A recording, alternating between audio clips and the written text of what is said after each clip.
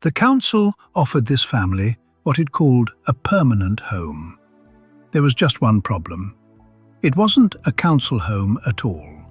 And if that offer was valid, the decision they were asked to make could have ended the council's duty to house them completely, whether they said yes or whether they said no. Let me start with a situation, one that a lot of families will recognize. This is an anonymized account, not a court case or an official ruling, but the law it runs into is very real. A family of 6, 4 young children. They'd been accepted as homeless, and they'd been moved around temporary accommodation more than once. The children had ended up out of school. Everyone was exhausted. Then the council offered them what it described as a permanent property. One parent, understandably, said yes on the spot. And then, very soon after, the family had second thoughts and wanted to take it back. That single moment, the yes and the attempt to undo it, is where the law gets serious. So let's take the emotion out of it and look at what was actually on the table. Here's the thing to hold on to. The question isn't simply whether you want the property. The question is whether the council has made a legally valid and suitable final offer. Because if it has, then what you do next carries real legal weight. So what had the council actually offered? Not a council tenancy, a private rented sector offer. In plain terms, a tenancy with a private landlord that the council has arranged and approved, and that it can use to bring its main housing duty to an end. This is different from the temporary accommodation they had been moved through. This is the offer that is meant to end the council's main duty for good. That word permanent does a lot of quiet work here. A council can present a private tenancy as your settled housing solution, but it is not a lifelong council home, and it is not social housing. It is a private let that the council has signed off. That doesn't automatically make it a bad offer. Plenty of these are perfectly good homes, but you need to know what you are actually being offered, because a private rented offer is one of the specific things the law says can end the council's duty to you. And here is the part that catches people out. With a valid private rented offer, the council's main housing duty can come to an end whether you accept it or whether you refuse it. Read that again, because it is not what most people assume. Saying no does not simply keep you in the queue, and saying yes does not simply keep the duty ticking over in the background.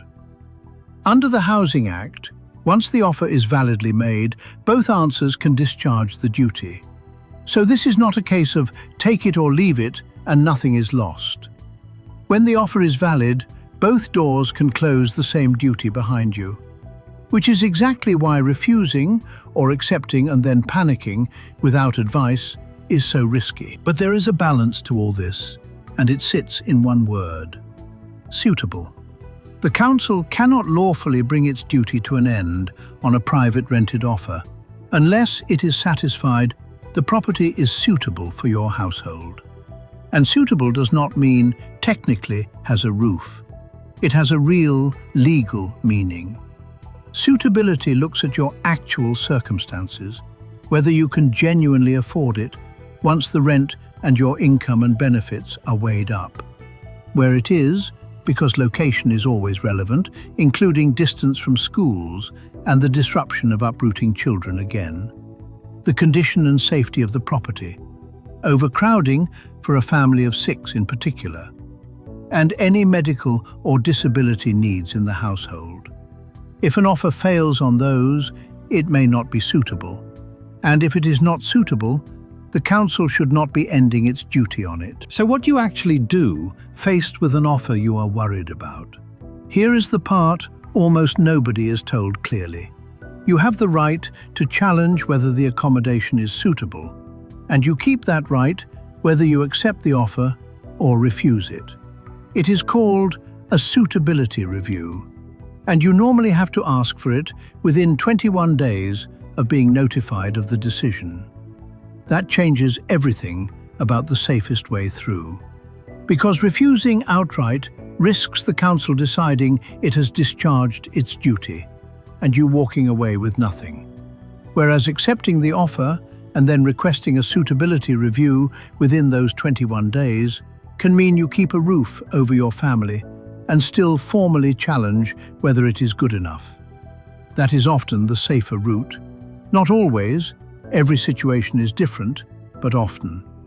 And it is the opposite of the instinct to just say no at the door. So if this is you, right now, with an offer in your hand, first, do not refuse on the spot. And do not assume saying yes has made everything safe either. Both carry consequences. Second, get the offer in writing and check what it actually says.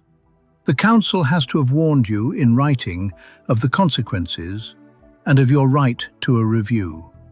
The wording matters. Third, write down the date you were notified. The 21-day clock for a suitability review starts then. Fourth, get advice fast, from shelter or citizens' advice or a housing solicitor. This is genuinely one of those moments where a day or two of good advice can protect your family's housing for years. And if you have already said yes and you are panicking, that is not necessarily the end of the story either. The suitability review is your formal route. Ask about it in writing straight away. A private rented offer can be a real home, or it can be the moment a council closes the door on its duty to you. The difference is not whether you like it. It is whether it is a valid offer, and whether it is genuinely suitable for your family. So do not answer at the door, get it in writing, note the date, and get advice inside 21 days. This has been Housing Crisis Guide UK.